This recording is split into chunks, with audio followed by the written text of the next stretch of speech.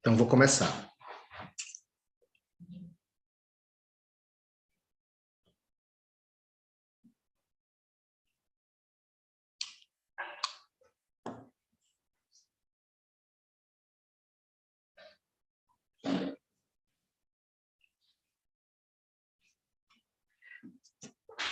Boa noite, todas e todos. Boa noite, todas e todos e todes. Estamos iniciando hoje a abertura do Seminário Internacional Abolicionismo e Arte. Esse seminário é o primeiro ato de uma ocupação abolicionista que o aquilombamento de professores pretos e pretas da Escola de Teatro realiza neste ano, junto à Companhia de Teatro da UFBA. Primeiramente, agradecer às minhas companheiras, Alexandra Dumas, Evani Tavares, que comigo compõem este aquilombamento de professores, e que neste ano estamos realizando um processo de criação poética atravessado pelo pensamento de diversas pensadoras que estarão conosco às segundas-feiras, abrindo verdadeiras encruzilhadas de reflexão. Para o encontro de hoje, desse primeiro ato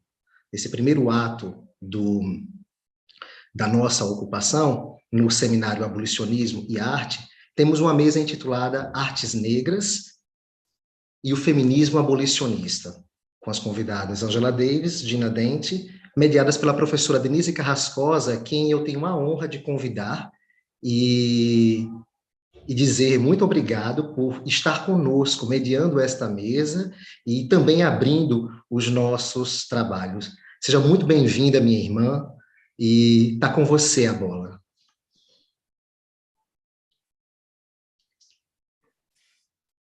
Que bom, Estênio. Boa noite a todas as pessoas que nos assistem agora e saudações a quem ainda nos assistirá. Eu gostaria, em primeiro lugar, de agradecer o convite feito por colegas docentes negros da Escola de Teatro da Universidade Federal da Bahia, nominalmente o professor Estênio Soares, que aqui está, faz a abertura desse encontro, a professora Alexandra Dumas, a professora Evani Tavares, né, e que nos convidam para colaborar no atual processo de criação artística, de experimentação da Companhia de Teatro da Universidade Federal da Bahia, neste ano de 2022. E que tem como título geral Vozes do Sangue Negro, Ocupação Abolicionista. Elogio a sua coragem, o seu empenho em continuar a ocupar este espaço institucional que, em 40 anos de existência, constitui apenas a terceira experiência de processo artístico afrocentrado e negro referenciado. A história desta resistência negra é marcada pela realização de 2 espetáculos anteriores na Universidade Federal da Bahia. Guzmão, O Anjo Negro e Sua Legião, em 2017, com dramaturgia e direção de Tom Conceição, e Pele Negra, Máscaras Brancas, em 2019, que teve dramaturgia de Áudio, Anunciação e encenação de Eunice Agé, a primeira diretora negra da Companhia de Teatro da Universidade Federal da Bahia. Meus respeitos a todas as irmãs e irmãos negros, negres, que desempenharam um belíssimo trabalho coletivo em ambas as montagens, no contrafluxo do violento racismo institucional da universidade pública em que eu sou professora negra, e como tal não me vejo representada sequer em 10% do seu corpo docente. Gostaria agora de expressar o meu sentimento de profunda honra e alegria em ter a meu lado, nesta mesa de abertura, as professoras Angela Davis e Gina Dent. A professora Davis é filósofa, professora emérita do Departamento de Estudos Feministas da Universidade da Califórnia, é um ícone mundial da luta por direitos civis e autora de inúmeros e influentes livros marcados pelo pensamento feminista abolicionista. A professora Dent É professora associada de Estudos Feministas na Universidade da Califórnia, em Santa Cruz. Ela também é uma intelectual negra, com larga produção sobre cultura negra, feminismo, cultura popular e arte visual, e uma aguerrida ativista do feminismo abolicionista, que também nos honra e nos influencia. O pensamento das professoras Davis e Dent são referências para nós, intelectuais negras, e em especial para mim, que venho liderando há 12 anos a organização feminista abolicionista Corpos Indóceis e Mentes Livres, que trabalha dentro do conjunto penal feminino da Bahia, penitenciária feminina do Estado, com o processo de remissão de pena por leitura e oficinas de criação artística de mulheres encarceradas, em sua maioria absoluta negras. Nossa missão se realiza em 5 eixos principais. Nesse sentido, desmistificação da função ressocializadora do sistema prisional para quem está preso e para quem não está. 2, controle social externo da administração penitenciária. 3, remissão de pena de mulheres sentenciadas através de oficinas semanais de leitura e escritas literárias, para as quais construímos a Biblioteca Mentes Livres no Conjunto Penal Feminino da Bahia, em 2013. 4, circulação de artes negras no presídio feminino, para reduzir os danos causados pela violência prisional e colaborar na construção de consciência política negra, de gênero e classe de nossas irmãs encarceradas. 5, visibilização da produção literária e intelectual de mulheres presas, sempre organizada em um livro coletâneo ao final de cada edição, de poemas, contos, cartas, peças de teatro, etc. Este nosso trabalho, absolutamente voluntário, sem qualquer financiamento público ou privado, acontece ao longo de 9 meses do ano, semanalmente, e repudia qualquer tentativa de capitalização política oportunista. Entendemos que na conjuntura política de um Estado violentamente racista, sexista, genocida, encarcerador e neoliberal como o nosso, a luta antiprisional só pode acontecer de forma legítima e honesta, com total autonomia em relação à sua máquina de moer gente negra. Por isso, não poderíamos deixar de atender o convite do aquilombamento artístico da Escola de Teatro da UFBA, que, este ano, decide tratar do tema abolicionismo e arte. Para atender a esse chamado com a potência necessária, nós, Corpos Indóceis, organizamos esta mesa com as irmãs intelectuais negras, Gina Dent e Angela Davis, que vêm se debruçando sobre a questão dos movimentos abolicionistas contemporâneos, suas intersecções com os movimentos feministas e LGBTQIA+. E escrevemos o texto dramatúrgico que vem conduzindo o processo criativo da companhia de teatro. Este é o nosso apoio voluntário a este projeto. Entendemos que consiste, em um de nossos eixos de trabalho, a disseminação da crítica frontal do Estado antinegro e do enfrentamento contínuo aos seus dispositivos de genocídio, superencarceramento e epistemicídio, que não acontecem apenas na esfera federal, instalado no atual governo de extrema esquerda do presidente Jair Bolsonaro, instalado pelo golpe contra a presidenta Dilma Rousseff, única presidente mulher do Brasil, em 2016. Mas também esse projeto genocida antinegro de Estado é patente no governo estadual, gerido pelo Partido dos Trabalhadores e do atual governador da Bahia, um partido que diz operar no campo da esquerda, mas que, contra sua constituição histórica e em articulação com o mercado neoliberal e as forças policiais, já entra para a história da nação como o governo mais assassino da juventude negra que as estatísticas podem registrar, com uma sequência de chacinas, massacres em diversos bairros negros da cidade e altíssimos índices de encarceramento, em especial de mulheres, ao longo da última década. Não diferindo muito este governo, que se diz de esquerda, da administração local da cidade de Salvador, gerida por um partido de direita que segue articulando as forças do capitalismo racista e heteropatriarcal em prol da violenta privatização da cidade.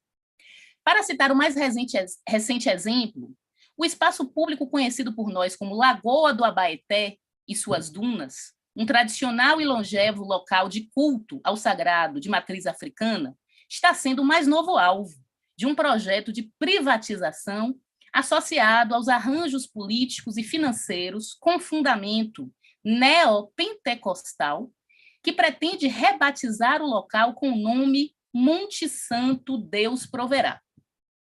Mais um caso explícito e vergonhoso de racismo religioso, que amplia os processos do genocídio e do epistemicídio contra o povo negro na cidade mais negra do mundo, fora do continente africano, com uma população em mais de 80% autodeclarada negra. É por isso que escolhemos o dia de hoje, 21 de março de 2022, Dia Internacional da Luta pela Eliminação da Discriminação Racial, em que devemos lidar com a memória traumática do massacre de Sharpeville, que ocorreu em 1960 na África do Sul, mas que se reatualiza em todo o mundo, cotidianamente, enquanto vidas negras e não brancas continuam a ser ceifadas e têm sua circulação limitada e confinada a espaços carcerários e torturantes.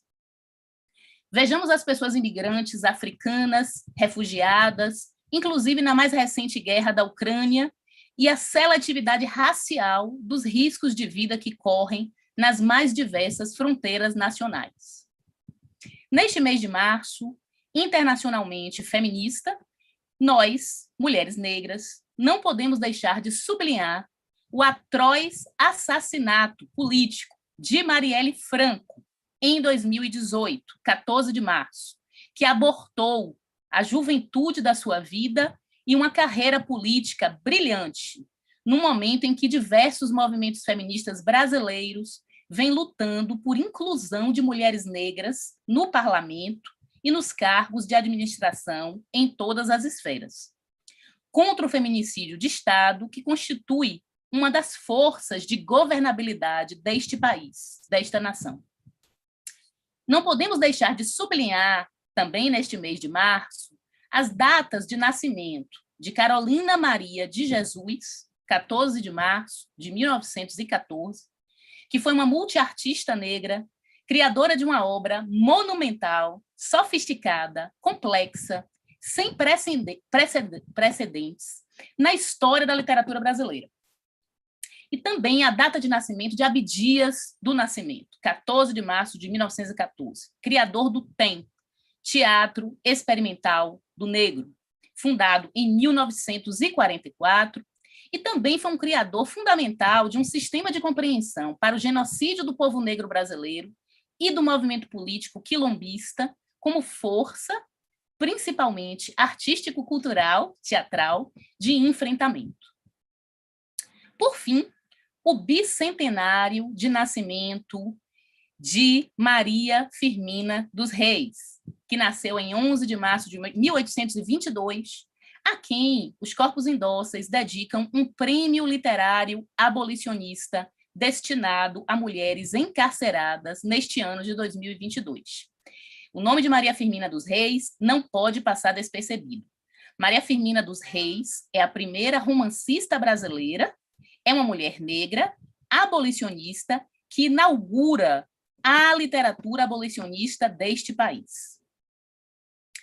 É neste contexto de enormes desafios, mas também de enormes referências que nos guiam à continuidade do pensamento crítico, da organização comunitária e da luta política, que teremos a honra de escutar as professoras Angela Davis e Gina Dent, que tanto nos inspiram ao longo de suas trajetórias e que passarão a ser traduzidas pela querida professora irmã Raquel de Souza neste momento. que já vem trabalhando na tradução simultânea nos bastidores. Também sublinho a importância da tradução em Libras. A interpretação em Libras, né, quem está fazendo agora é a intérprete Gabriela, né, daqui a pouco também haverá uma troca de turno, e a comunidade surda do Brasil, cada vez mais, luta por sua inclusão e acessibilidade aos importantes debates políticos do país. Obrigada às intérpretes, nossas irmãs, Raquel e Gabriela, que aqui estão conosco. Bom, as professoras Angela Davis e Gina Dent, elas estão, nós vamos conversar com elas em face, inclusive, do lançamento do seu mais recente livro, em coautoria, com as intelectuais Erica Miners e Beth Ritchie. O título do livro é Abolition, Feminism Now. Abolição e Feminismo Agora. Então, nós trouxemos algumas questões e alguns temas de interesse comparativo de um transnacionalismo feminista negro, abolicionista, com o qual nós começamos esse diálogo. Agradecendo, mais uma vez, a generosa entrega deste tempo, né, para esse debate, para esse seminário internacional proposto por professores negros da Escola de Teatro, Abolicionismo e Arte. Primeiro questão que eu gostaria de trazer às professoras, irmãs, companheiras, Angela Davis e Gina Dent, seria o seguinte. Inicialmente, eu gostaria de traçar uma breve genealogia, no breve tempo que temos, internacional, das conexões entre feminismo e abolicionismo.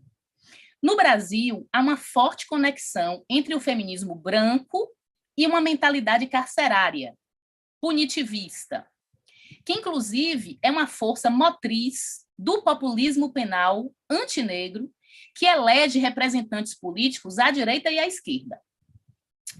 Nós perguntaríamos, como vocês interpretam as conexões entre feminismo negro, as lutas LGBTQIA+, e os movimentos abolicionistas ao longo dos séculos no plano internacional?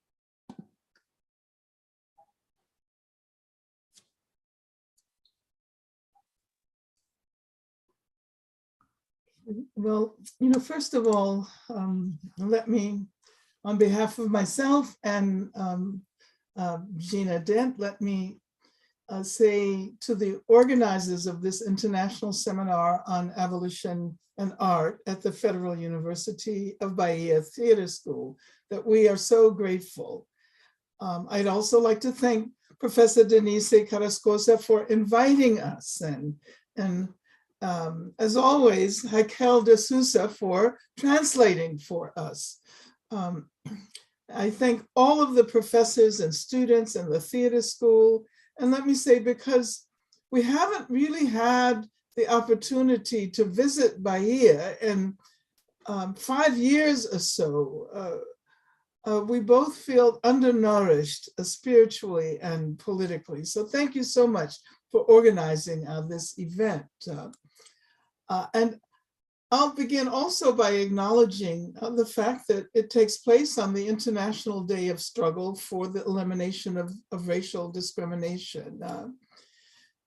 And that on March 13th, many of us were engaged in the process of memorializing Marielle Franco and reflecting on the important lessons we've learned from her struggle to bring issues that abolitionists are concerned with together with Black feminism.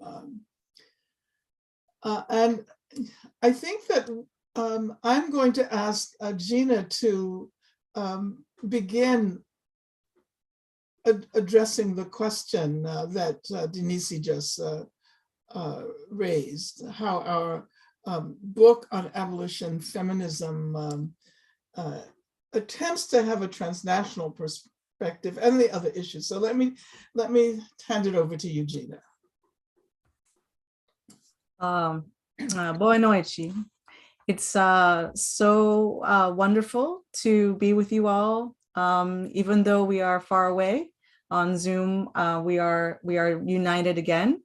Some people in the audience might not know that Angela and I have spent a lot of time together in Bahia, in Salvador, in other parts as well, and we very much missed being there. Also, I want to congratulate you for this amazing series that you are engaged in, and the really important work to connect abolitionism to arts, to make sure that people understand the importance of the arts in this work. It is work that we both care very much about, so we are so very glad to be a part of it. Denise, your question is a very big question. So we're going to maybe try to do a few things to talk about it a bit, because I don't know that your audience, first of all, will know what even we mean by abolition feminism. So I'll just say that Angela and I have just published in English a book called Abolition Feminism Now, as you introduced. That's co-authored by the two of us, along with Beth Ritchie and Erica Miners.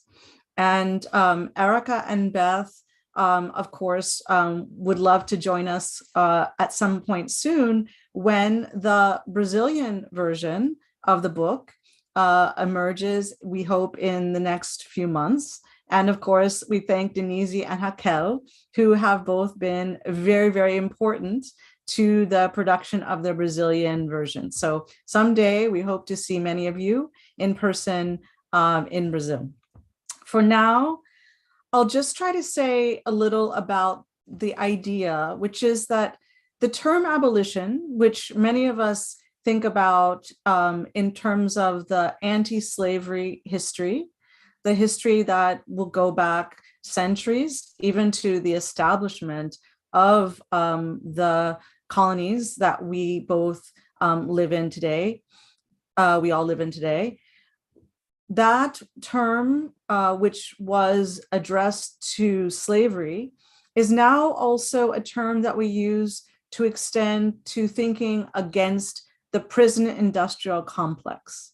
In other words, the term abolition now has moved to deal with the residual aspects of racial capitalism that are also a part of the problem of incarceration.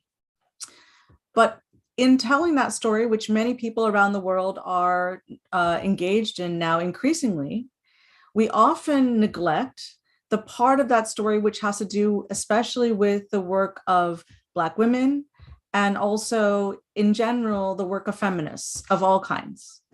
And so we wanted both to allow people to understand that the history of working against both slavery and the prison needs to be thought about in terms of the full spectrum of people who have been engaged. But also we wanted people to understand that without a feminist perspective on contemporary prison abolition, that abolition itself will never be successful. What we really are focusing on there is the idea that the very kinds of feminism that have sometimes been used to address, for example, workplace discrimination or other forms of oppression are actually those forms of feminism which can also ask the state for increased punishments, especially for issues such as domestic violence, rape, and other offenses that we consider gender violence. And so one of the themes of the book is to address how we should treat both state violences, like incarceration, and interpersonal violences, like domestic violence and rape and other harms, in a way that treats both of them together. That we should not be using feminism as a way to bolster and increase the prison industrial complex, but instead we should use our feminism to be deeply liberatory and fight all forms of racial capitalism and gender violence together. And that we believe that really there is no fully effective strategy for abolition that isn't feminist, and no feminist strategy that is truly effective that doesn't think through abolition. So that's the very premise of the book. Now, you've asked us to go back a few centuries and to talk about the role of Black women, and I think we should do that. I do want to say a couple of things because I think I'll let Angela start to answer some of this. I know from your introduction you were talking about your own situation in Brazil, and I heard you mention Abdias do Nascimento, who I was fortunate enough to meet when I was a college student. I had a beautiful, wonderful professor named Anani de Genio, who unfortunately passed away during the pandemic, not from COVID, but from other causes. But he was always introducing students in the United States to the important activists, scholars, and artists from Brazil, and brought many of those people to visit us in Rhode Island, where I went to school, where he taught at Brown University. And it is through Anani that many of us became first involved in the struggles in Brazil, and also with the beauty and with the history of Maranhão, and with the work that has been done to address racism, to address violence, and to live for a better life. So I want to acknowledge him here because it's an opportunity to think about my roots in first thinking about some of these questions. One of the things that we always want to talk about is that it's necessary in telling the story of abolition feminism to move beyond US boundaries. And this is just one way in working in collaboration with you that we can do this. In the book, we try to strike a tone which is global. That does not mean that we cover the specifics of every part of the world. We do not. We do not attempt to do so. We do try to name the struggles that we are familiar with from our own experience in different parts of the world, especially in Brazil and Australia and South Africa, where we have deep connections and comrades that we've worked with over many, many years. And so it's with that spirit of helping those who will be reading our book in the United States to understand that abolition can never be an approach that only considers the United States, because racial capitalism is global, because slavery brought us together for better or for worse. And that now we are in this struggle together, and the only way we will be able to fight the spread of the incredible scourge of incarceration is to work together. And so I think it might be helpful for Angela maybe to talk to us a little bit about some of this further. Yeah, thank you, Gina. Gina mentioned that we visited Brazil on many occasions, and particularly Bahia, Salvador, Cachoeira, Cruz das Almas, and other places. And we often find that we're called upon to represent Black feminism. And so for many years, we've made the point that as people from the US, we should not represent the Black feminism that has such deep roots in Brazil. As a matter of fact, it's up to us to understand how we in the United States can learn from the work of Lelia Gonzalez, for example, who was one of the first to talk about what we now call intersectionality, and her focus on indigenous people in Brazil. These are lessons that will help us in the US enrich our own struggle. Of course, I think about Conceição Evaristo, the amazing a writer from whom we've learned so much, and Marielle Franco, who has taught us, how to center the militarism of the police in Black feminist struggles. And of course, I spend the rest of the time allotted for this question, naming phenomenal Black feminist figures in Brazil. But I do want to point out that Erica Malanguino, by being the first Black trans woman to be elected to the state legislature in Sao Paulo, serves as a beacon for so many of us all over the world, especially here in the US. So we were very specifically inspired in writing this book by the history of Black feminism in Brazil. And our experiences there have taught us that Black feminism will only be valuable if it is an internationalist, anti-imperialist, decolonial Black feminism. And that is the perspective we have attempted to include in this book, Abolition of Feminism Now. So maybe I was thinking, Gina, you could talk a little bit about how our focus on the nation state, as important as it is to prevent right-wing governments from being re-elected, as is the case in Brazil right now, that when we become ensconced within the narrow frame of the nation state, our whole perspective on the future, on abolitionist futures, on feminism becomes very much distorted. You seem to be leading into it, but I'll try to finish the thought.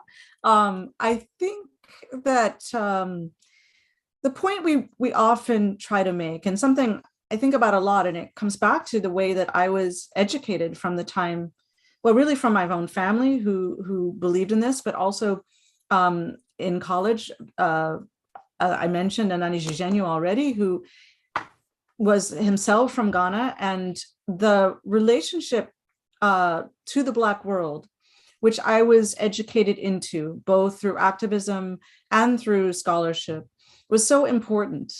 It was not only important as an identitarian question, it was important as a political question, as a cultural question, as an anti-oppression question, a question of liberation, a question of submission to the nation state's ideologies.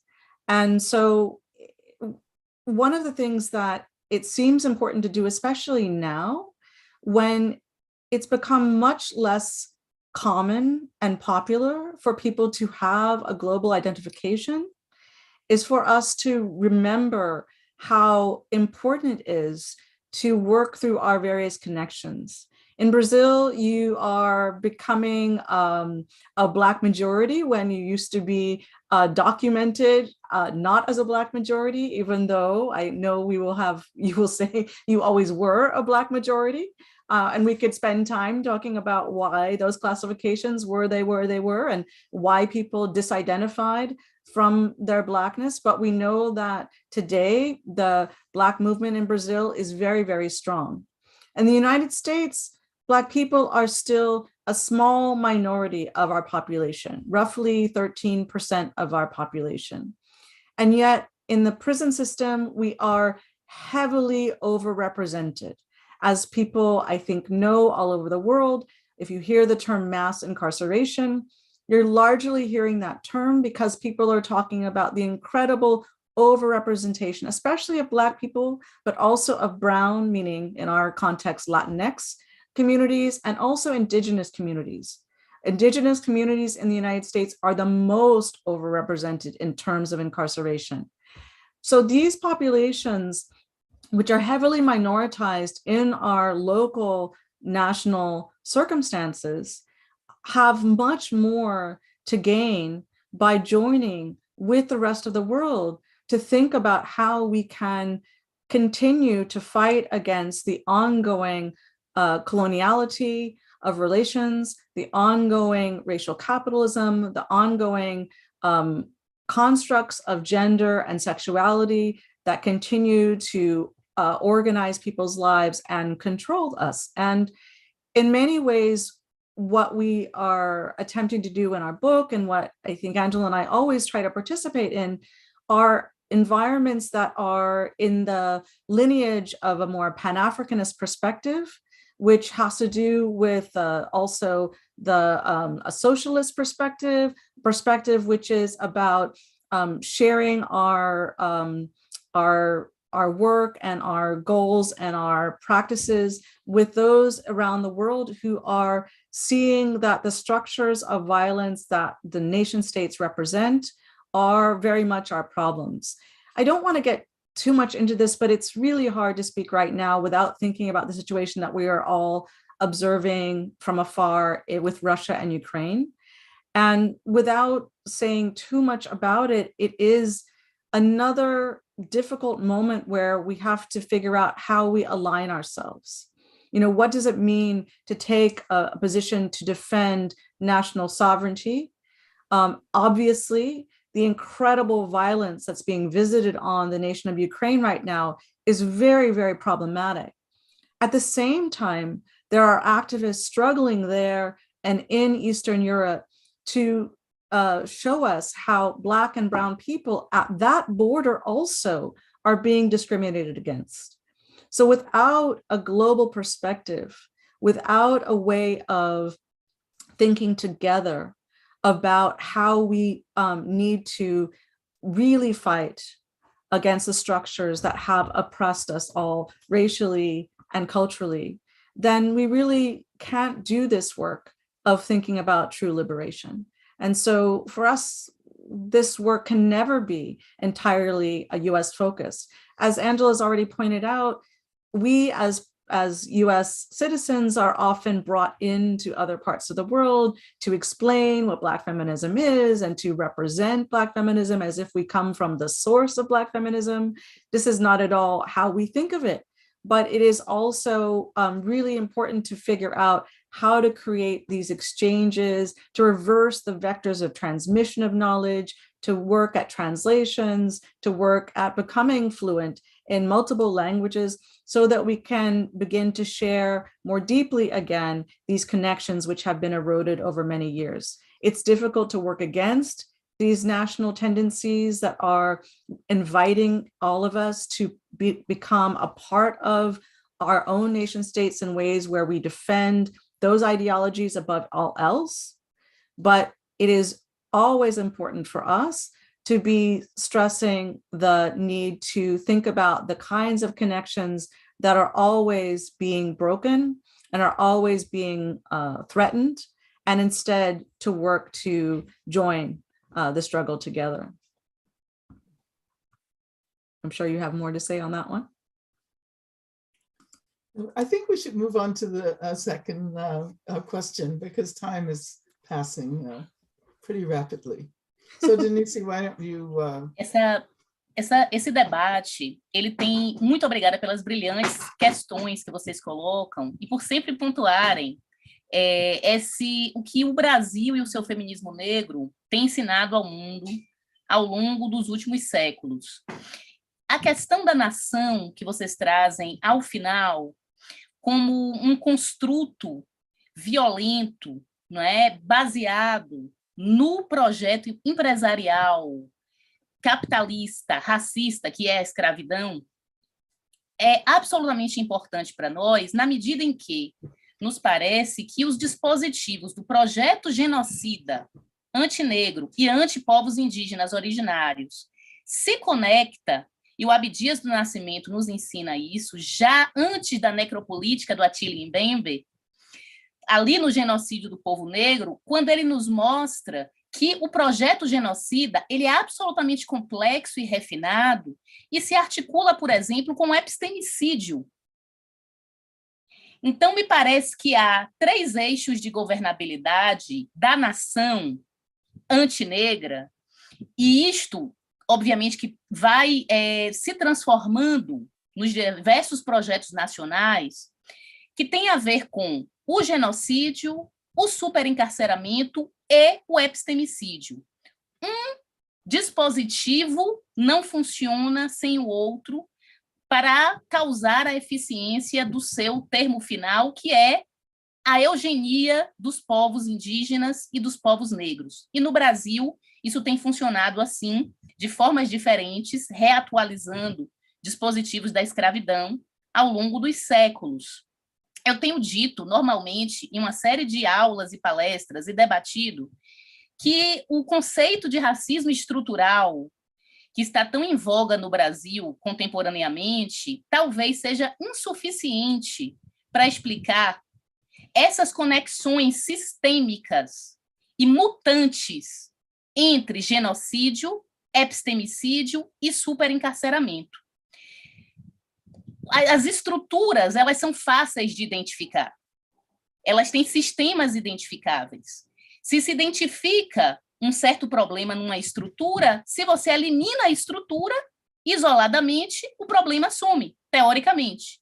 Então, eu digo, se o racismo no Brasil fosse apenas estrutural, a gente já teria tido formas de identificá-lo e já teríamos tido forma de aboli-lo. Isso é um debate importante, porque esses conceitos fáceis, eles também funcionam para o epistemicídio das nossas teorias negras, de revolução, de ações políticas pragmáticas. Para conectar com a segunda pergunta, vocês vêm mencionando o feminismo negro brasileiro, mas eu também acho que, via de regra, nós, pela cultura letrada, colonial, eurocentrada, nós elogiamos e mencionamos mulheres negras que escreveram, como feministas negras intelectuais. Mas há todo um espectro de mulheres negras que produziram e continuam produzindo pensamento e arte no Brasil e que são, por exemplo, trançadeiras, costureiras, rezadeiras, marisqueiras, parteiras, cozinheiras e alorixás, e que produzem artes negras num sentido expandido em rodas de samba, em rodas de capoeira, em rodas de candomblé, conhecimentos e artes que foram criminalizadas, subestimadas e assassinadas e roubadas, não é? Durante tanto tempo. São mulheres anônimas, comunidades de mulheres negras anônimas que também constituem um certo espectro de produção de pensamento, de produção de práticas estéticas, artísticas também. Normalmente, nós costumamos identificar como arte as artes coloniais europeias, teatro, música, dança, cinema, literatura, etc., etc. Mas essa arte do trançar o cabelo africano, por exemplo, que também é uma arte de guerra estratégica, a gente não identifica como arte, etc., etc.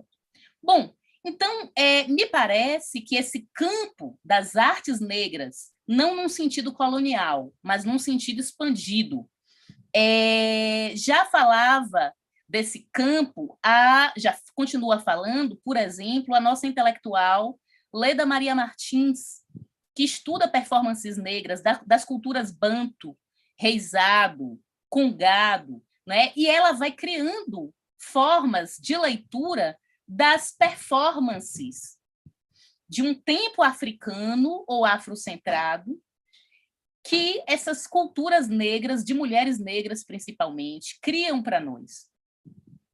Então, essa questão que eu traria para vocês qual seria a importância, como vocês veem nos mapas que realizam, né? A importância, a influência, a interferência dessa linguagem artística negra, africana, afrocentrada, nas inúmeras inseminações, nos nossos movimentos abolicionistas, essas tranças entre as nossas artes negras, né, das mais visíveis, aquelas que cabem nos espaços confinados, de museus, de livros de literatura, de galerias de arte, de teatros, de cinemas, as mais expandidas e invisíveis também, e sequestradas, né, que vivem no anonimato, que são essas artes da culinária, a arte da costura, a arte da mariscagem, né? Então, como vocês veem as relações entre essas artes negras, de mulheres, africanas, afrodiaspóricas, e a relação com as lutas abolicionistas? Seria uma segunda provocação.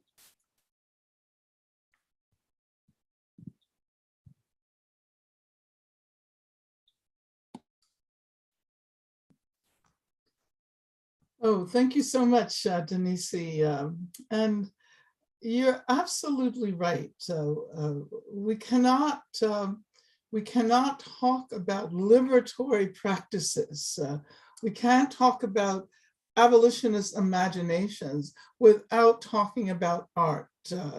And I think that in general, when we see the global focus on the Black liberation movement, unfortunately, oftentimes that focus is on the United States and people who identify as African American, which is a strange kind of identity because American is so much larger than the United States. I always point out that yes, we are African Americans, but America includes North America, Central America, South America, the Caribbean. It's an expansive identity. But having said that, I want to point out that, that one of the reasons why there is such a global interest in struggles that unfold in this part of the world, from slavery to struggles against racist police violence and structural racism and systemic racism today, that interest has to do not only with an understanding of the violent suppression of people of African descent in connection with colonialism that of course was founded on the genocide of indigenous inhabitants. But it also has to do with the fact that Black people not only suffered in this horrendous way, Black people not only fought and engaged in struggles for freedom, building quilombos in Brazil, maroon colonies in other parts of the Americas, and eventually succeeding in disestablishing slavery. W.E.B. Du Bois pointed out that the abolition of slavery, which of course was a partial abolition, because we're still living the afterlife of slavery, that was achieved as a consequence of the self-directed activity of people who were enslaved themselves. But the point that I want to make is that Black people not only accomplished, all of these phenomenal things, but they created beauty in the process. They created art, and that is what has allowed us to survive all of these hundreds of years. And I think this is precisely the reason why the Black struggle for liberation stands for the struggle for democracy, for freedom, for happiness, for people all over the world, not only people of African descent. So art is at the very heart of the struggle. Everyone all over the world knows Black music, right? Black music is global music, and that music comes from the struggle. That music has allowed us to not only engage in political struggles, but to sustain ourselves and to find joy and happiness precisely in the process of engaging in that struggle. So I think that it is misleading to talk about art and music produced by Black people in this region of the world without also talking about the struggle. In that sense, there's no such thing as art for art's sake. It's always been art for the sake of the collective emancipation, not only of people of African descent, but of all people. And I wanted to add to your wonderful lists, Denise, of the kinds of art that Black women have made. I wanted to add the fact that Black women blues singers who were not necessarily literate in the sense of people who might write books and so forth and so on, but they allowed us to understand that Black women too were engaging in feminist struggles, that Black women were recognizing early on, long before white women began to talk about the importance of challenging domestic violence, gender violence. Bessie Smith and Rosa Henderson and Ethel Waters, and they were all singing about this. They were all creating what you might now call feminist community through their music. So don't let me get started on that, because I might use up all of the rest of the time, but I think that Gina can now perhaps talk very specifically about abolition and visual culture.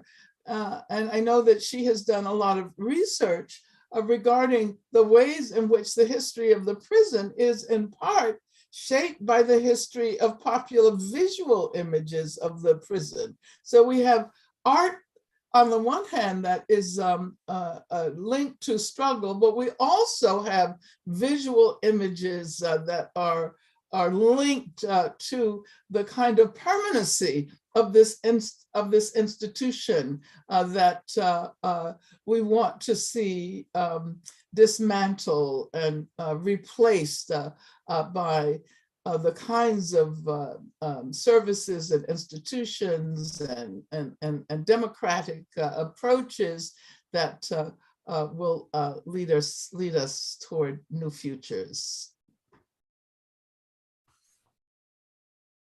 Well, I think Angela has already really put her finger on something which is so very important to me and to you all, I know. And it of course is the reason why you are beginning this program for these weeks. And so it is maybe important for us to just talk about why we need to pay special focus on the problem of, or on the projects of abolition and arts. As Angela mentioned, one of the things that I've been interested in from the time that I became involved in the prison abolition movement is the role, especially of popular culture, meaning TV, popular music, film, on reinforcing both, as Angela already mentioned, the permanent presence of the prison, the idea that we really do not have a history of moving images that doesn't have the prison in them, from the very earliest Edison silent films to the contemporary moment. I used to do, many years ago, I used to do Google searches on, or searches on our local television guide for the words jail or prison. And I could find at every hour of every day something that would represent prisons, jails, and especially the violence inside. And of course, the message was always that the crime was the cause of the punishment, that there was a link between the criminality, especially of certain kinds of people, we know who, and the necessary punishment that they would endure. And of course, the notion of prison culture, the very term prison culture, always refers to the idea that the people who are currently incarcerated are the ones creating that culture. So it's been very important to me to start to try and work with people who are interested in helping us to think more broadly about the representation of prison culture as something that people who are incarcerated create, instead of what the state and the guards and the prison system creates. In other words, the violence of incarceration is always perceived as a violence between individuals who are actually inside. It's only very recently that popular culture has started to represent the violations that are done to people who are incarcerated as anything except aberrations in a system that is otherwise perfectible. And so it is really important to think about abolition and to recognize that all of us, whether we are people who have served time or not, are affected by those images in ways that we often don't pay any attention to. We don't think about the consequences of consuming very passively all of these images all the time. And then to counter this, we are invoking the arts, the practical work of engaging aesthetically and making beauty for the world. But sometimes we also assume that art is by definition oppositional to our hegemonic norm of incarceration and violence. Unfortunately, it takes quite a lot of work to focus our attention on living differently, on a different version of liberation, on art as a practice of attending to both that which has constrained us, but also of guiding us to another way of being in the world, or restoring us to ways that have been lost. And I think it's really important for me to be involved in anything that is an effort to help more people, especially who are currently serving time, to allow themselves to have access to expression through the arts, but not to simply think that it is a matter of drawing, painting, sewing, producing that then immediately provides liberation. There is, of course, something healing about doing something with one's hands and with one's eyes that is beautiful, but it is not in itself sufficient to say that that work will be transformative. I mean, we have to reckon with the idea that anyone can make art, including those who are fascist or those who are racist or those who abuse. And so what is the work that we need to do together to be able to visualize abolition? So as you are involved in a project with this, I also have been involved in a project with this at the University of California, Santa Cruz. The project itself is called Visualizing Abolition. And if anyone who's joining today would like to see what we've been doing, we have a website. It's visualizingabolition.ucsc.edu. And there you can see the various kinds of events we've been having. And we hope, of course, to be partnering with you and with others to think more globally and expansively about these questions. But it's really about making sure that we have space to develop an alternative vision, that we make more effort to challenge ourselves, to unthink our own participation in carcerality. It is not something which is always out there in the world that we know everything about and can fight against. It is often the impulses that we ourselves have when we feel afraid, when we feel we don't have access to certain things, when we want to assert, especially in the United States, our rights, which of course people say over and over again. It can be very individualistic, it can be very nationalistic, it can be repressive to many different kinds of people who are often not seen when we're thinking in these ways. So one of the things that Abolition Feminism Now as a book really tries to do, and what the Visualizing Abolition Project really tries to do, is try to focus us on the ways that we also have internalized habits. So how do we seek security? How do we represent what it might be to live a free life? What does it look like? What does it sound like? As Angela pointed out, of course, we have a history of music and of arts that has been about liberation and about freedom. But we also have a popular music and popular arts that are sometimes produced by people of color that are very much connected to the capitalism that we are fighting.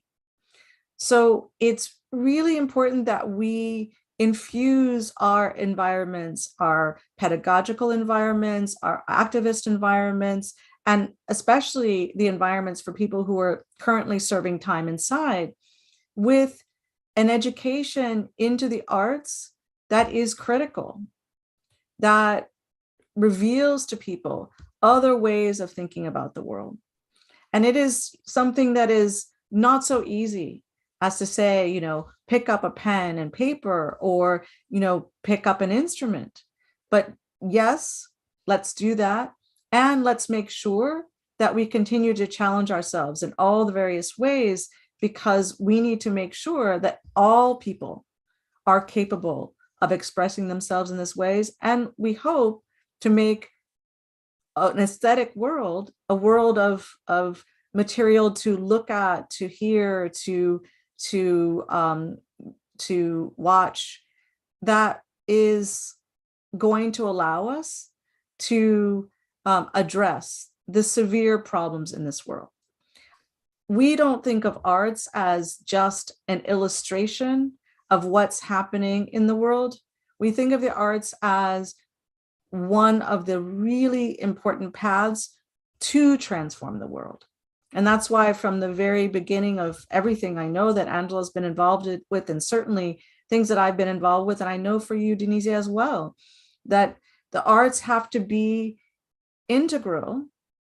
And also we need to make sure that we challenge those who think of arts as just decorative, as just something we do for fun or for beauty, but that isn't about fully transforming our minds. I think we know and we share the values that suggest that the arts are actually for teaching us the problem, for example, with things like data.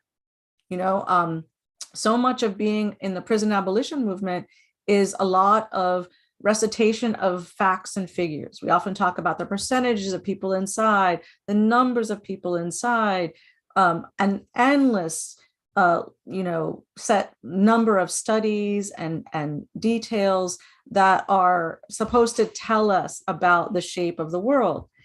And yet that data arrives to us in a way that we receive it as if that is the truth.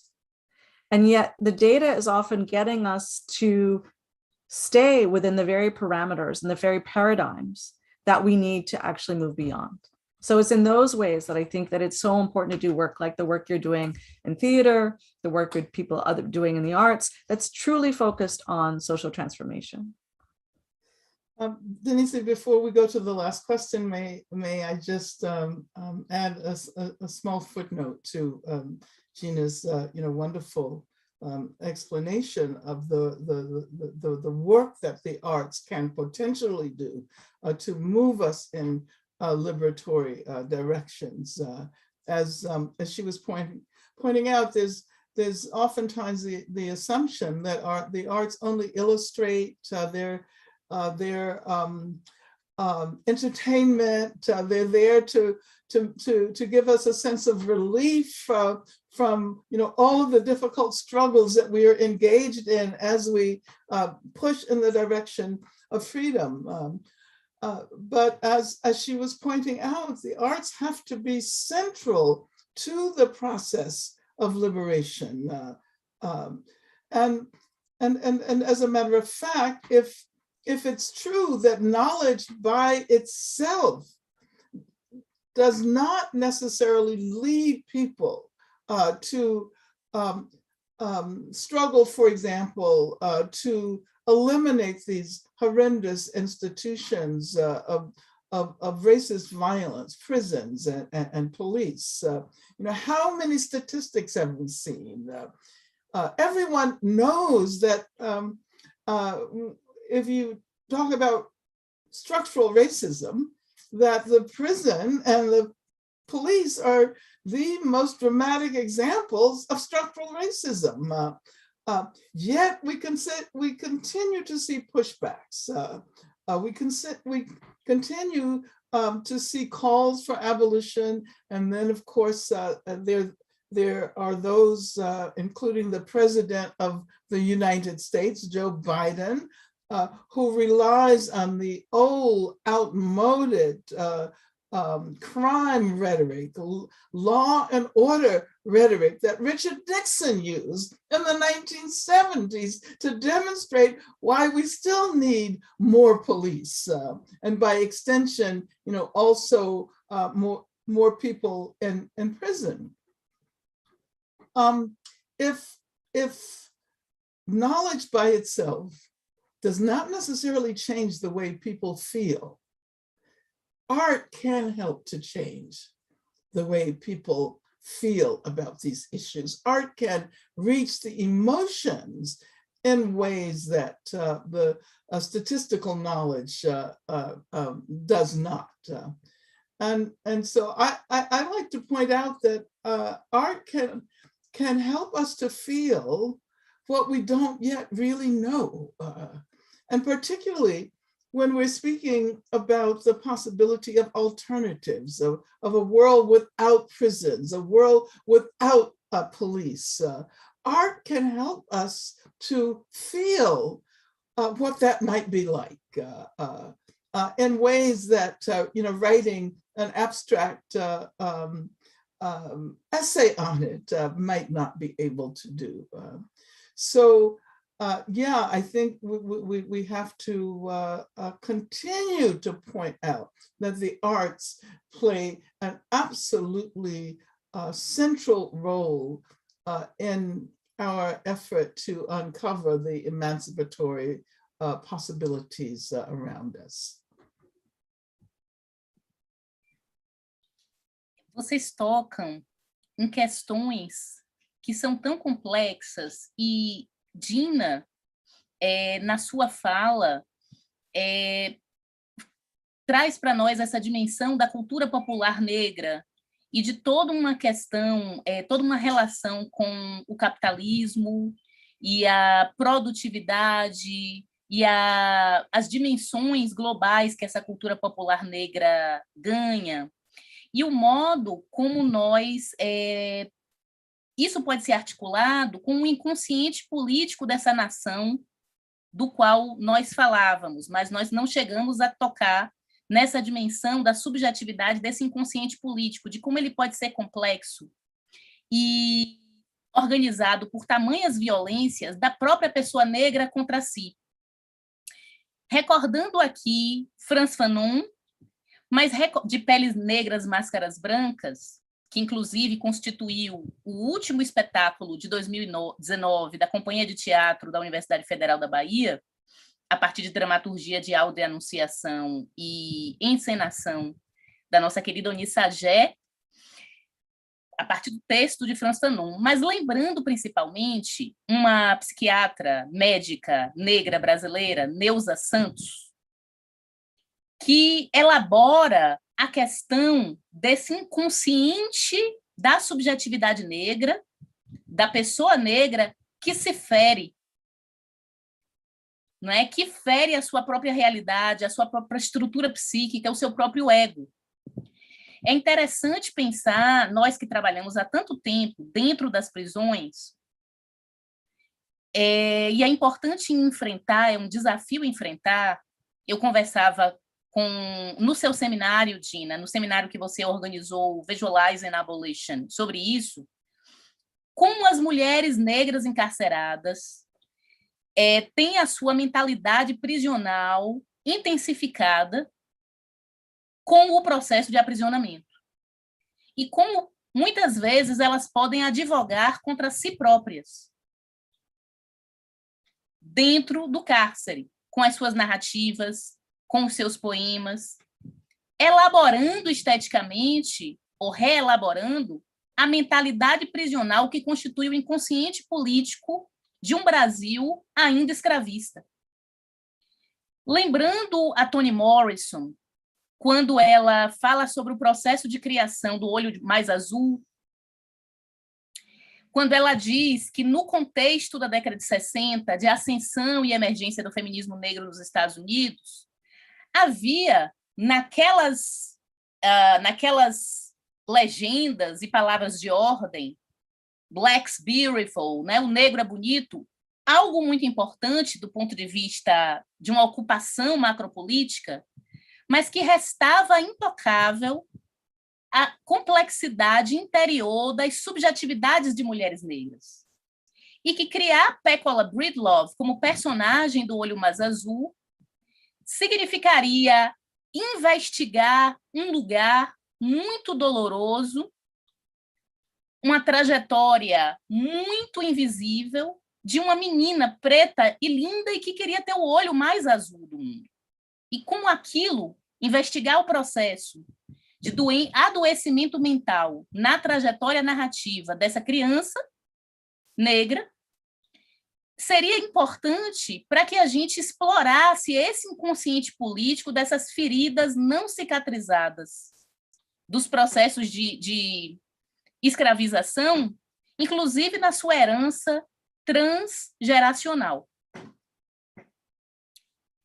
Então, eu fico pensando aqui que essa tarefa abolicionista, que sim impregna as nossas trajetórias políticas, artísticas, comunitárias, ela ganha uma dimensão muito complexa e difícil quando a gente pensa desses processos violentos de internalização da violência antinegra pela própria comunidade negra. E sim, me parece, Gina, que a cultura popular e a mídia, a indústria midiática, tem um amplo papel na intensificação dessa autoviolência. Acho que é uma outra tarefa que a gente precisa enfrentar. Nesse sentido, no Brasil, por exemplo, quando nós estamos neste contexto político de uma extrema-direita no poder, eu estou me corrigindo porque minha filha está assistindo a transmissão e me disse que, quando eu falei sobre o governo atual, eu fiz um lapso e disse extrema-esquerda. Então, eu estou corrigindo agora a minha fala de início.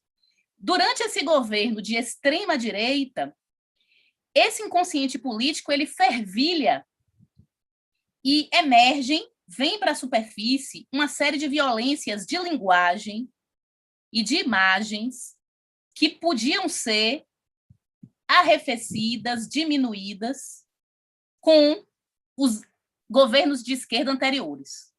Então, no debate das narrativas, a gente está sendo muito mais machucada nesse momento. Mas, voltando ao que estávamos dizendo, essa tarefa é muito difícil, essa tarefa de visualizar a abolição. Então, eu queria finalizar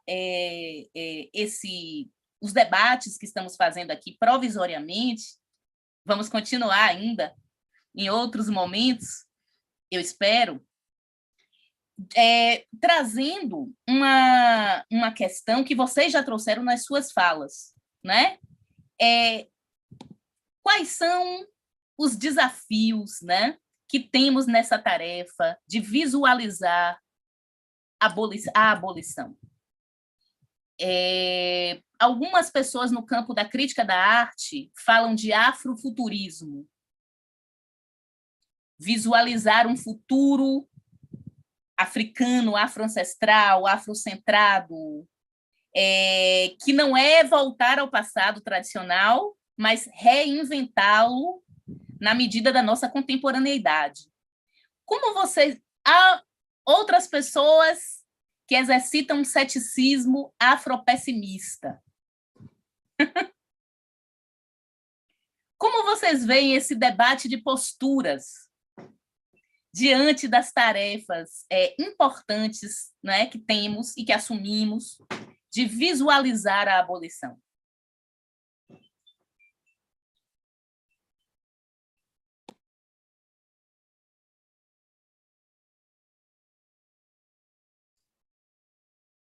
Okay, Gina, do you want to begin?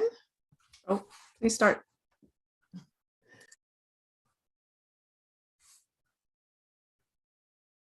Oh, wait, you're muted if you're going to start. Oh, I muted myself again. Sorry. Denise, one of the key elements of struggling for emancipatory futures is the creation of a collective imagination. So how do we collectively imagine the future, a future that is not so fully defined by racism and, of course, class bias and misogyny and homophobia and transphobia. Capitalist temporalities leave us so ensconced in the present that we can only think about the future as an unfolding of the present moment. Capitalism represents itself as eternal, as permanent.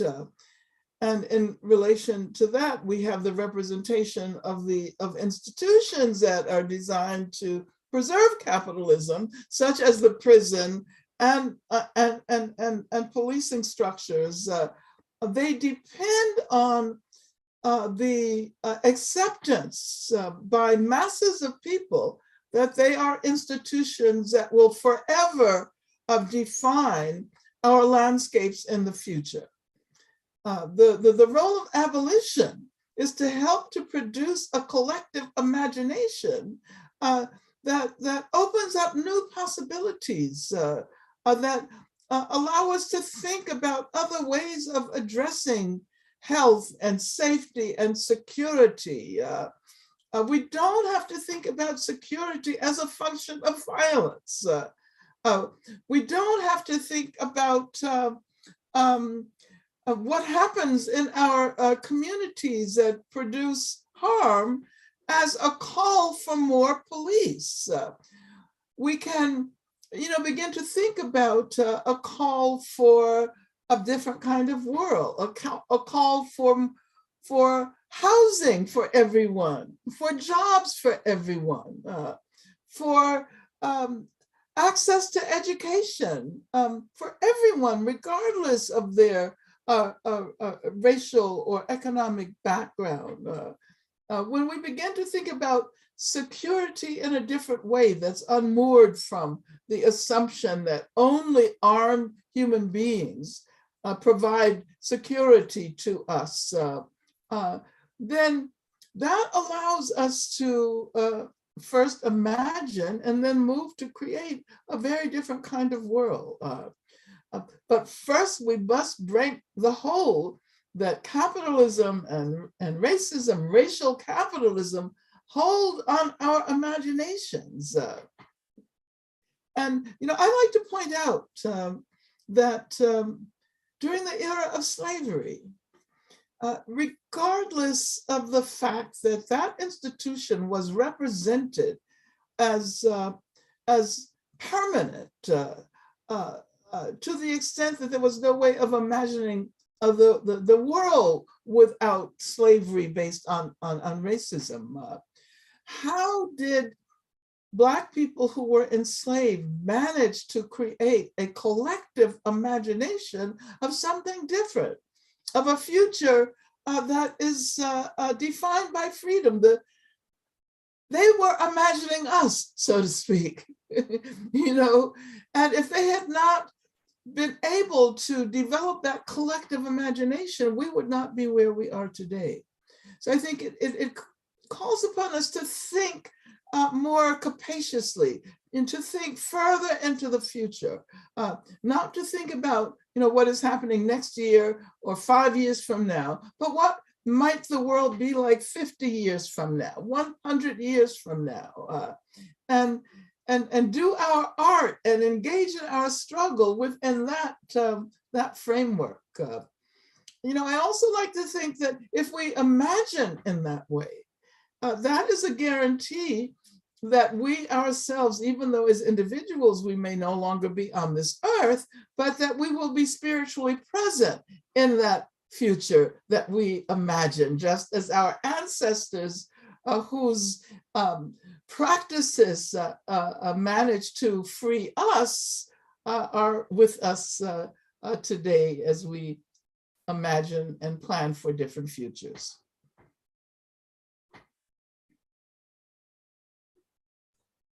I mean, I can only endorse that as the beautiful thing to think about today.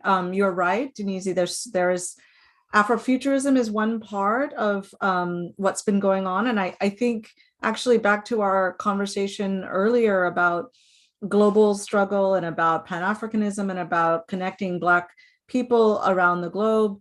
One of the really interesting parts about Afrofuturism, not Afrocentrism, different, very different actually in our world, is that the Afrofuturist modalities tend to connect across national boundaries. They tend to not even see national boundaries. They don't see time in the same way. So we have a whole different way of thinking about how we are living in multiple times and multiple temporalities. And in that way, I think it's incredibly important for us to allow, especially the children, to be able to imagine themselves in these more powerful ways. It's always a struggle because some part of the Afrofuturist production has been more about a kind of escaping the conversations that sometimes we're having. So sometimes Afrofuturism gets posed against people who are working and attending to carcerality.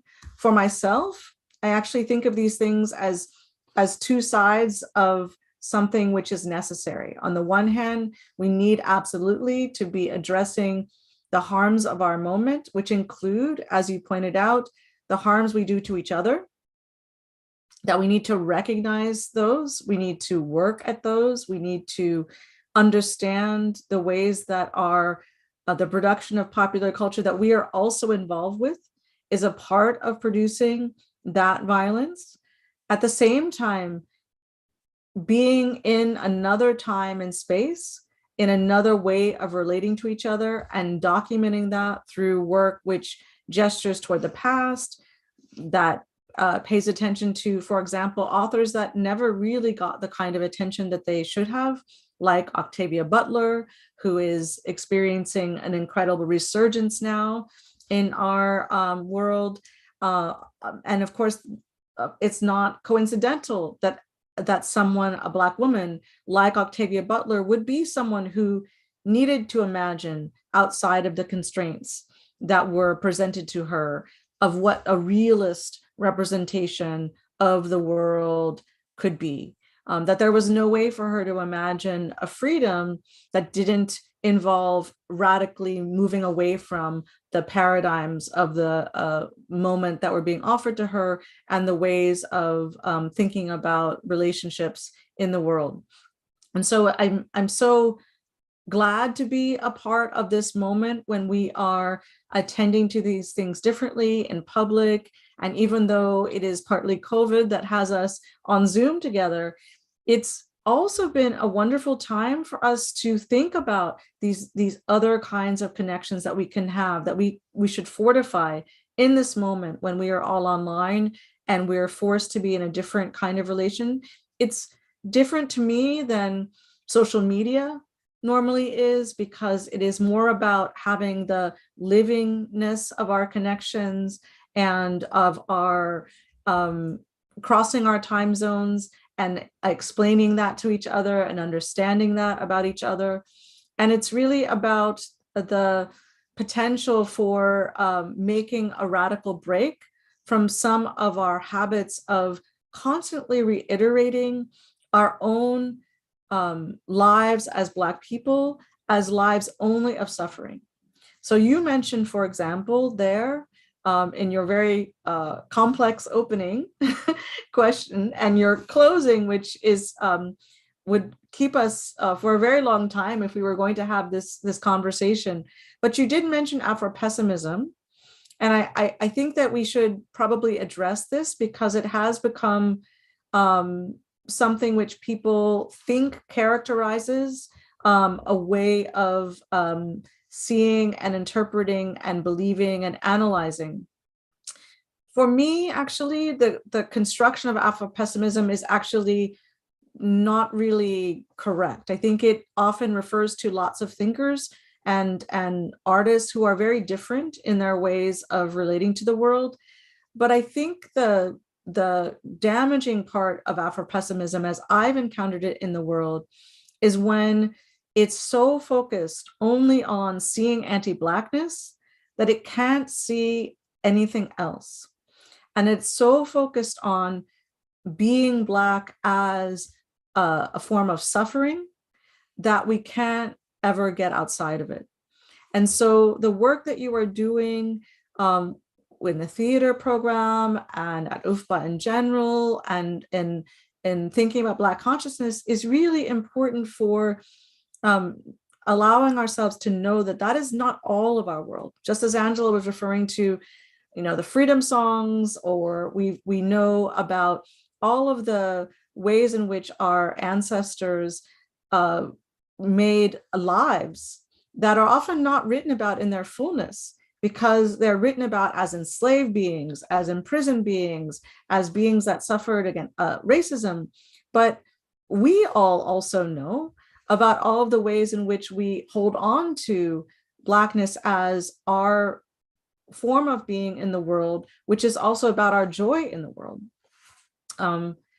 Many years ago now, I wrote about a distinction between the concept of Black pleasure and Black joy in an edited collection called Black Popular Culture that included many important Black intellectuals, mostly from the United States, but not entirely.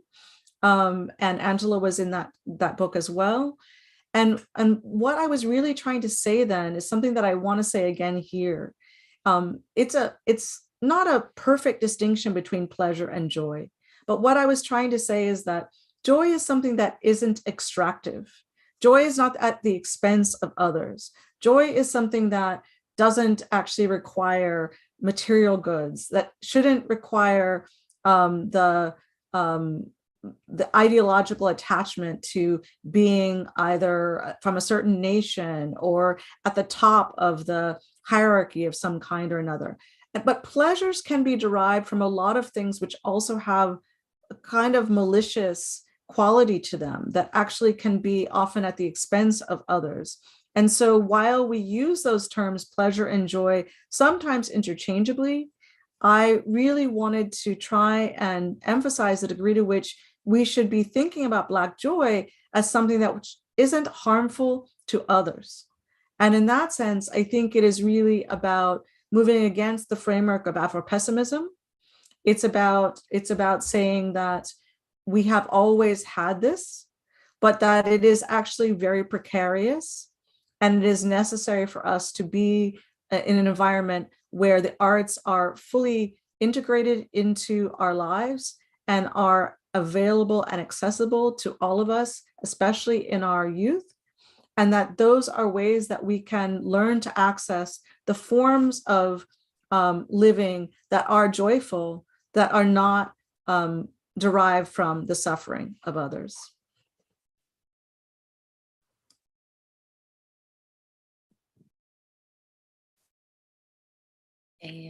Estamos chegando ao final, infelizmente, do nosso tempo, e eu gostaria de elaborar mais algumas questões, mas é o que temos por agora. E eu gostaria também de visibilizar algumas questões que foram aparecendo aqui, porque para quem está nos assistindo, Gina, no YouTube, existe também uma plataforma aberta, pública, no YouTube, para todas as pessoas, que está tendo interpretação em Libras e legendagem.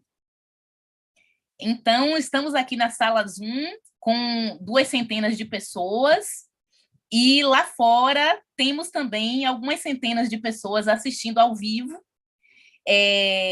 Este debate fica gravado no canal da Escola de Teatro da Universidade Federal da Bahia. Então, teremos ainda possibilidade de mais visualizações e desdobramentos. O que é importante, é o que a gente deseja, um debate público aberto. Por isso mesmo, eu vou, mesmo a gente estando no limite já do tempo, eu vou dizer aqui algumas das perguntas que surgiram no chat, porque nas suas palavras finais, para nos despedirmos, se vocês quiserem trazer algum elemento dessas questões, fiquem à vontade, tá bem? Gabriel Ferreira pergunta: como a arte negra pode ser estimulada eficientemente na escola primária como forma de transformação da perspectiva dos futuros agentes da sociedade? Gabriel faz uma pergunta em relação à arte e educação de crianças. Victor Lima pergunta como o ambiente universitário pode se aproximar de forma não colonizadora com a arte negra, que muitas vezes se encontra à margem da sociedade e só aos poucos está entrando na instituição. Então, Victor nos propõe essa questão, né, da universidade, seu racismo institucional e de como barra as artes negras, do rap, por exemplo, da grafitagem, não é? Das danças negras. Leonora pergunta: qual é o papel da imaginação emancipativa feminista negra para a prática abolicionista? Mas depois ela diz: professora Angela Davis já respondeu essa pergunta. Anne Martins pergunta: olá, Ângela, sou Anne Martins, mulher professora nortista indígena. Estudo teatro e os cárceres no Amazonas.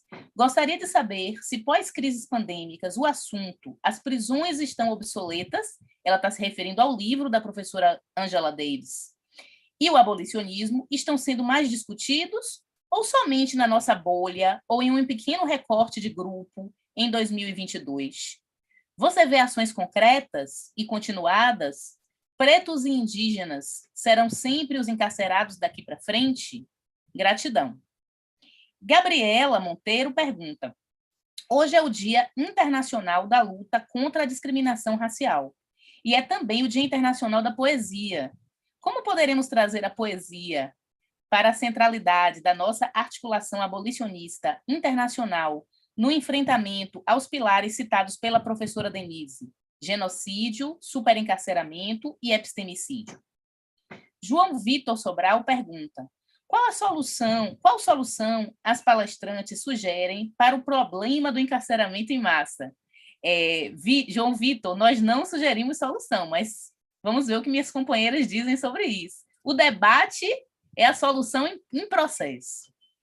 Carmen Dias pergunta: considerando a ideia de sistema mundo, como a questão da mulher negra é vista numa perspectiva afrodiaspórica? Dulce Maria pergunta: o conceito de abolicionismo pode ser estratégico na luta contra o racismo e por libertação. Vai à essência da estrutura da opressão. No entanto, tem sido pouco aprofundado. As artes poderiam ser motivadoras desse tipo de aprofundamento, do entendimento das raízes da luta para se consolidar e expandir a consciência sobre o abolicionismo? Joelma Vieira pergunta: já estou terminando. Olá, Angela Davis. Sou Joelma Vieira, trabalho com mulheres idosas, negras, em vulnerabilidade social. Como posso trabalhar com as mulheres idosas negras que fazem trabalhos manuais, como terapia, utilizar esses trabalhos como fonte de afirmação e identidade? Edileuza Santos. A arte negra, Edileuza Santos, nossa querida professora de dança, minhas homenagens à professora Edileuza. A arte negra pode contribuir para o fortalecimento do vínculo entre a arte e o despertar da consciência política e social para a população negra periférica, mesmo com o capitalismo selvagem? Bom, essas são algumas perguntas que me foram enviadas pela produção. Eu não tenho acesso ao YouTube agora, já são muitas, também são muito complexas. A gente gostaria de ter tempo para abordá-las na sua complexidade, mas eu deixo à vontade as convidadas, professoras Angela Davis e Gina Dent, se quiserem, nas suas considerações finais, tecer comentários em relação às perguntas que foram feitas.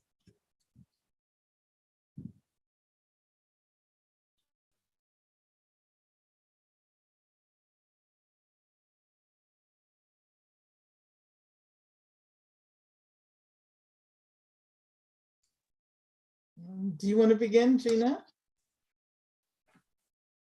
Well, I think that most of them are posed to you, but I just want to make sure, were you able to hear them? I heard them mostly in Portuguese, not in English. Did you hear them in English?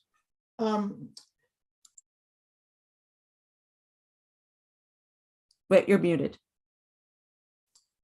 Yes, I did, but for a while, the English was coming over the Portuguese channel. So you had to switch to Portuguese in order to hear the English.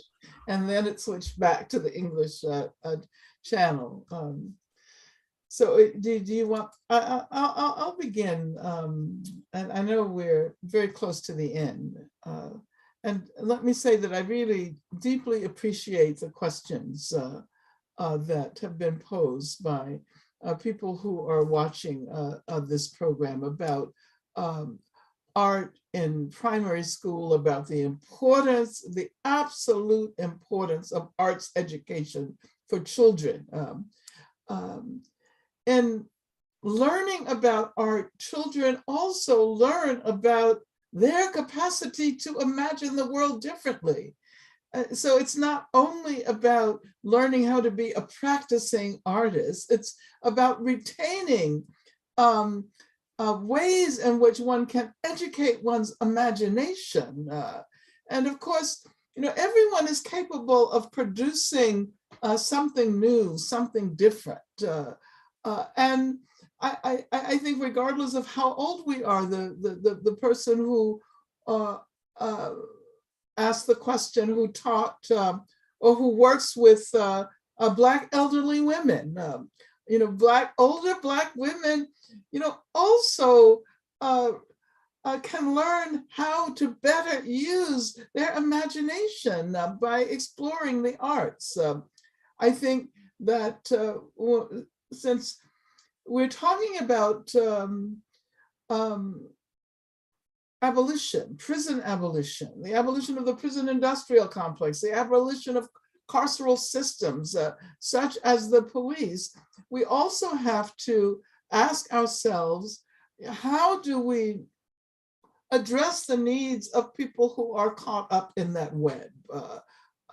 So abolition is not only about demanding the dismantling of these institutions in the context of creating a different social and political world, it's also about learning the dialectical connection between imagining that new world and at the same time attempting to respond to the needs of those who are caught up in the web of carceral institutions right now. And I think we know that people who survive long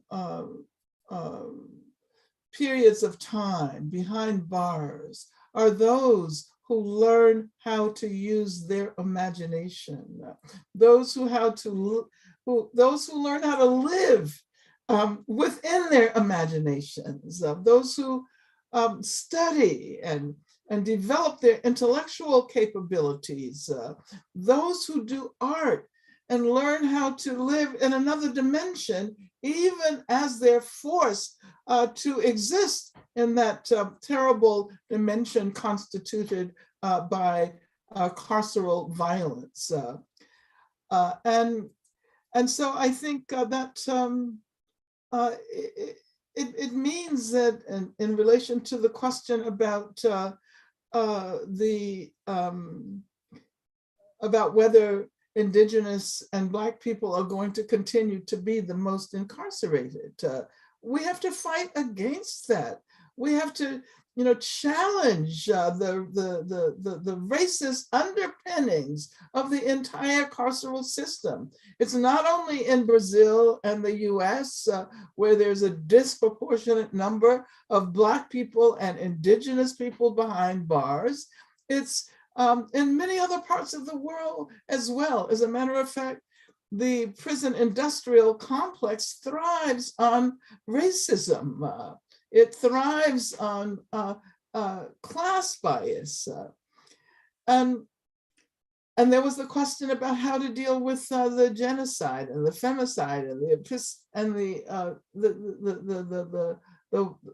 ways, the systematic ways of destroying people of color and particularly women of color and trans people, LGBTQ communities.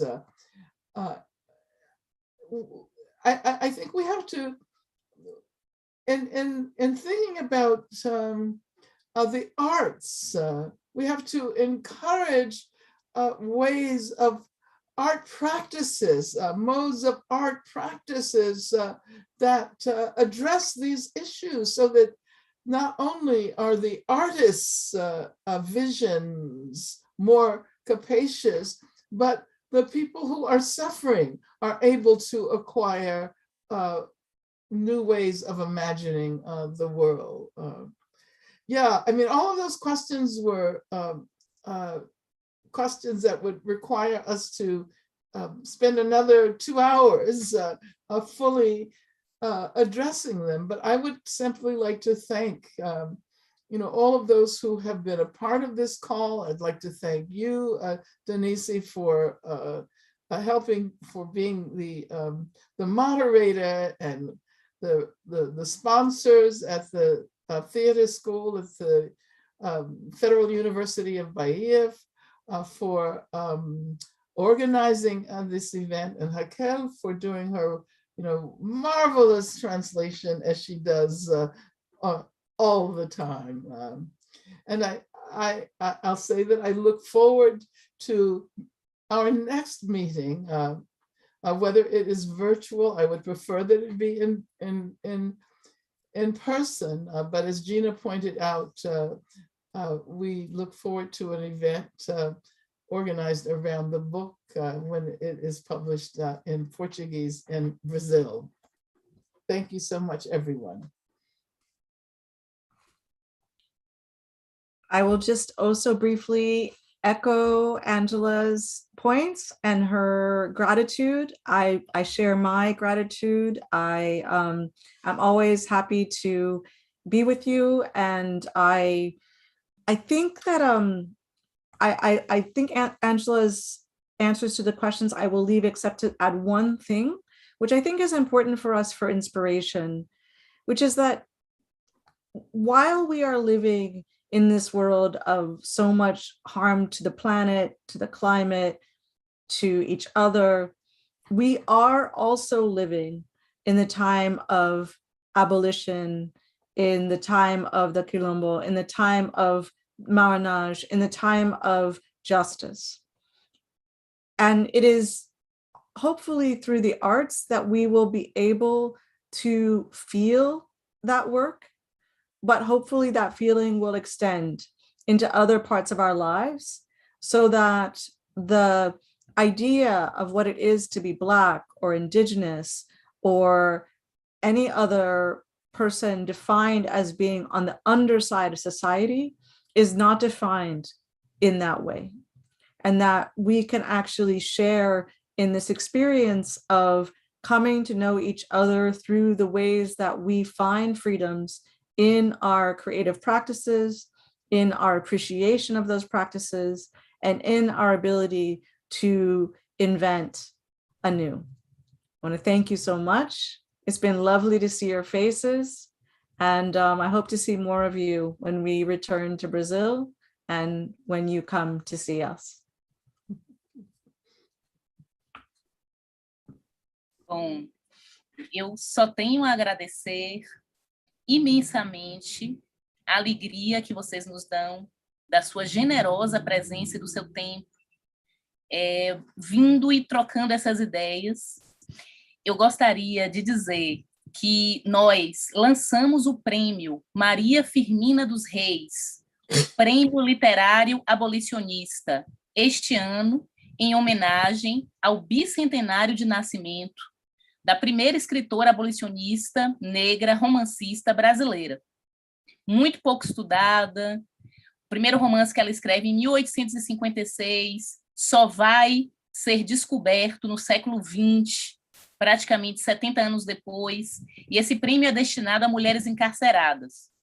E essas mulheres que escrevem de dentro do cárcere por sua liberdade, que leem, que fazem poesia, que fazem teatro, para remissão de pena por menos 4 dias de encarceramento, por cada livro que elas leem e resenham, elas têm projetos abolicionistas.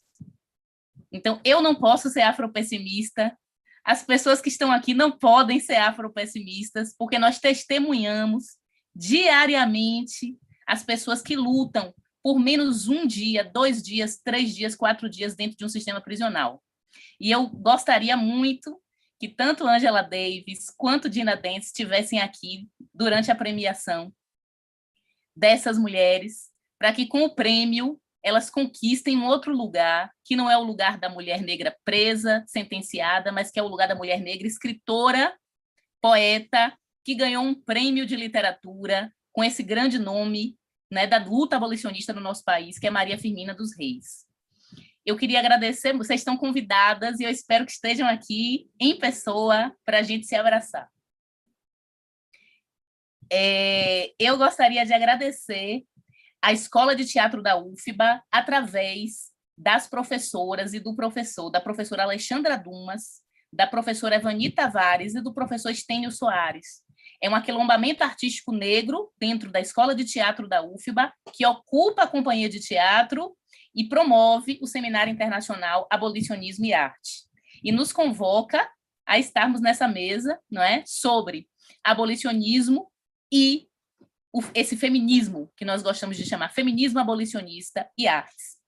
Eu gostaria de agradecer os grupos de pesquisa da Universidade Federal da Bahia, Yorubanto, coordenado pelo professor Henrique Freitas, Traduzindo no Atlântico Negro, coordenado por mim, o coletivo Luísa Bairros, que luta por ações afirmativas, políticas de ações afirmativas dentro da Universidade Federal da Bahia, não é? E, principalmente, o coletivo Corpos Indóceis e Mentes Livres, uma organização de mulheres negras que eu tenho a alegria de liderar e que luta pelas vidas de pessoas encarceradas. Gostaria de agradecer imensamente a professora Raquel de Souza, também, nossa irmã, amiga, essa intérprete e pesquisadora extraordinária, que sempre nos acompanha por seu tempo e sua competência. Gostaria de agradecer às intérpretes de Libras, Lucas Sol, Gabriela, que estiveram aqui conosco, promovendo acessibilidade à comunidade surda, né, e principalmente nos reeducando na língua brasileira de sinais. E gostaria de chamar, então, o professor Estênio Soares, que vai fazer a finalização. Muito obrigada por quem assistiu, um grande abraço. Nós não tínhamos como atender a todas as perguntas, como eu disse, são mais de 500 pessoas aqui dentro da sala e também no YouTube, ao todo, ao mesmo tempo, ao vivo, mas nós esperamos reorganizar debates, né, na continuidade desse Seminário Internacional Abolicionismo e Arte, e o professor Estênio vai dizer para vocês o que é que vem por aí, não é? Pela Companhia de Teatro da UFBA. Muito obrigada, professora Angela Davis, mais uma vez, professora Gina Dent, professora Raquel de Souza, Lucas, Gabriela. Agora a palavra é sua, professor Estênio. Obrigado, Denise. Obrigado por essa mediação maravilhosa na primeira noite do Seminário Internacional Abolicionismo e Arte. Agradecer vivamente a sua mediação e a disponibilidade e contribuição indescritíveis das professoras Angela Davis e da professora Gina Dent. Um convite. Na próxima segunda-feira, no mesmo horário, às 19 horas, nós iremos encontrar a bailarina e coreógrafa brasileira, a professora Carmen Luiz, o ator e diretor baiano, Ângelo Flávio, com a mediação da minha companheira, camarada, amiga, professora também da Escola de Teatro da UFBA, a professora Evani Tavares. Então, todas e todos estão convidados e convidadas. E para encerrar,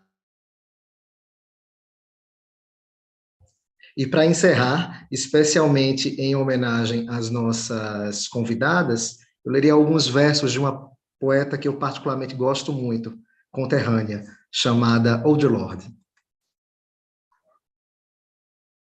Raquel tem uma tradução, já tem o original para você aí no seu WhatsApp ou no bate-papo, tá? Respeitem qualquer dor que venha dos seus sonhos, mas não procurem deuses novos no mar, nem em qualquer parte de um arco-íris. Cada vez que amarem, amem tão fundo, como se fosse para sempre. Só que nada é eterno. Falem com suas crias orgulhosamente, onde quer que as encontrem. Digam a elas, vocês não descendem de escravizados. E sua mãe é filha de uma princesa da escuridão. Obrigado, professoras, e até a próxima segunda-feira.